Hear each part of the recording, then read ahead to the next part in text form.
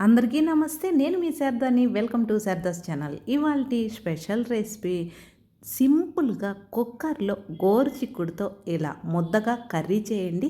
చపాతీ, రోటీ, అన్నంలోకి సూపర్‌గా ఉంటుంది. ఒక్కసారి ట్రై చేయండి. ఎలా వచ్చిందో కామెంట్ సెక్షన్‌లో తెలియచేయండి. మరి ఆలస్యం చేయకుండా తయారీ విధానం చూద్దామండి. ముందుగా అరకిలో గోరుచిక్కులను శుభ్రం చేసి ఇలా చిన్న చిన్న ముక్కలుగా కట్ చేసి పెట్టానండి. మరీ పెద్ద ముక్కలైనా బాగోదు, మరీ చిన్న ముక్కలైనా బాగోదు. ఇలా మీడియం సైజు ముక్కలు కట్ చేసుకుంటే కూర అనేది చాలా రుచిగా వస్తుంది. ఈ గోరుచిక్కుడు ముక్కలతోటి కూర తయారీ విధానం చూద్దాం. ముందుగా అయితే ఈ కూరకి ఒక పొడి తయారు చేసి పెట్టుకోవాలండి.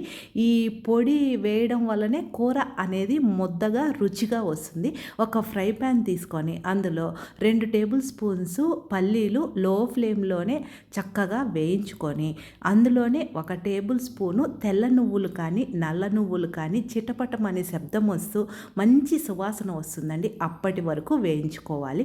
1 టేబుల్ స్పూను ఎండు కొబ్బరి ముక్కలు, 5-6 ఎండుమిర్చి తుంచి వేసుకోవాలి. చక్కగా ఇవన్నీ వేసుకున్న తర్వాత ఒక్కసారి కలిపి స్టవ్ ఆఫ్ చేస్తే ఆ వేడికి సరిపోతుందండి.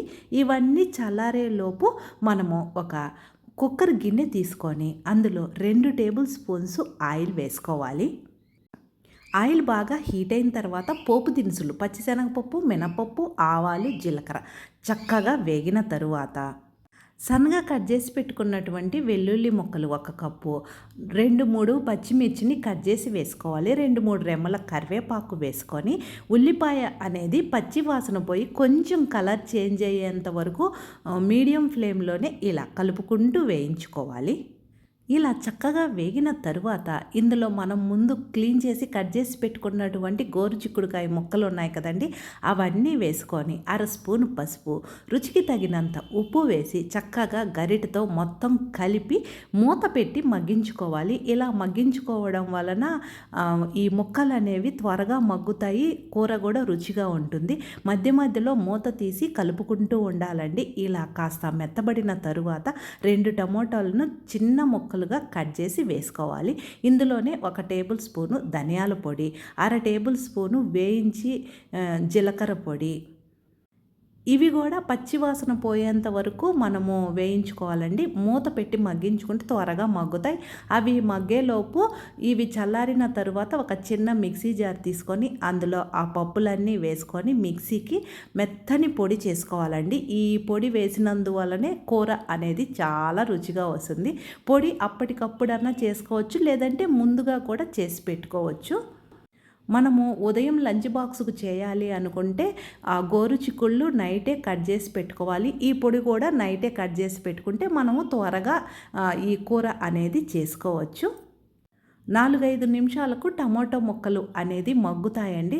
ఆ తరువాత మనము మిక్సీకి వేసి పెట్టుకున్నటువంటి పొడి మొత్తం వేసి ఒక్కసారి కలిపి 1 గ్లాసు వాటర్ పోసి కుక్కర్ మూత పెట్టి 3-4 విజిల్స్ వస్తే సరిపోతుందండి. ఎంతో రుచిగా మనకి కూర అనేది తయారవుతుంది.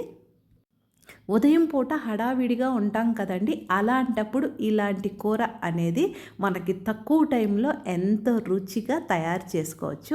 నేనైతే 4 విజిల్స్ రానిచ్చానండి. 4 విజిల్స్ వచ్చి ఆవిరిపోయిన తర్వాత వావ్, ఎంత బాగుందో చూడండి. చూస్తుంటేనే నోరూరిపోతుంది కదండి. ఒక్కసారి ట్రై చేయండి.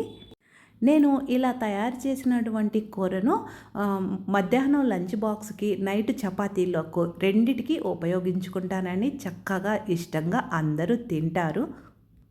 మన శారదాస్ ఛానల్ ఫస్ట్ టైం చూస్తుంటే మర్చిపోకుండా సబ్స్క్రైబ్ చేసుకోండి. ఇలాంటి సింపుల్గా ఉండే curries, lunch box rice recipes మరిన్ని చూడాలి అనుకుంటే ఛానల్ని చూస్తూ ఉండండి. Thank you.